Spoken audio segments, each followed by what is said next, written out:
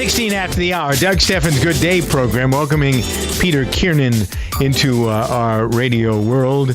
He's written a book called Restoring Our Middle Class. It's American Mojo. What's going on with the middle class? Peter is a Wall Street vet, venture capital person. He's written about where we are. You hear him a lot on radio and television programs. So, Peter, the focus here is the American middle class. Somebody might say to you, wait a minute, you're a Wall Street guy. What do you know about the middle class?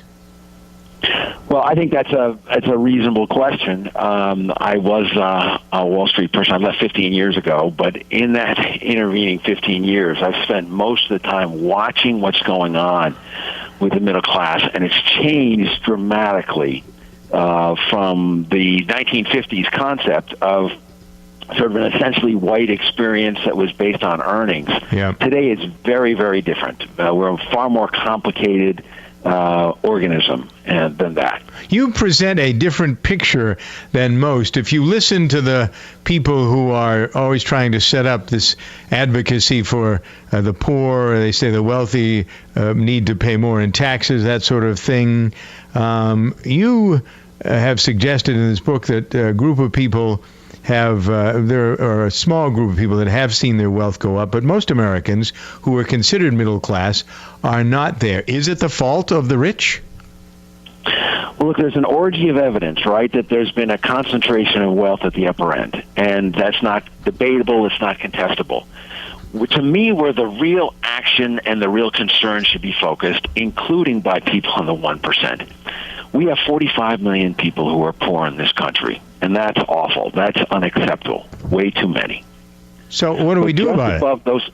Is there something to be done? Yeah, go ahead. I'm sorry. There is something, and that part of the challenge is that just above those 45 million poor are another 50 million Americans who are hovering.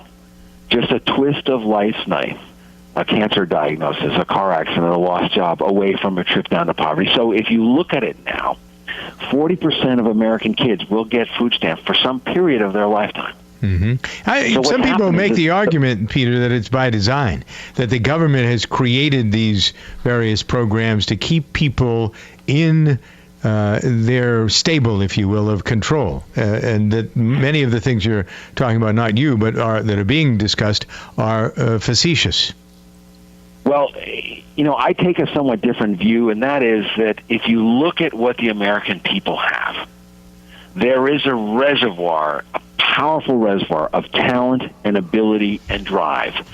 And that if anyone was in the White House, Democrat or Republican for the last 8 years, and said, I'm going to make creating great jobs my number one priority, I'm going to move heaven and earth to create great jobs, we would have seen a dramatically different experience in the life of the middle class and of those hovering poor who are middle class but subject to the threat of spending some time in poverty. So how do you create jobs? Is this up to the people who have money that can invest in new businesses? We have a feature on this program that focuses on entrepreneurs and new business people and inventors. I'm trying to push the American dream, but the government keeps getting in the way with all of their rules and regulations, so startups have a tough time. Let me respond to that. Yeah, that's a phenomenal question. Number one, we have no argument that our infrastructure is crumbling.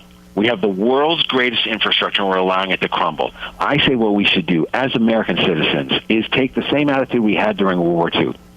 Let's create a bank together, a public-private bank, and call it the American Infrastructure Development Bank, and commit, as a nation, to spend $1 trillion on our infrastructure.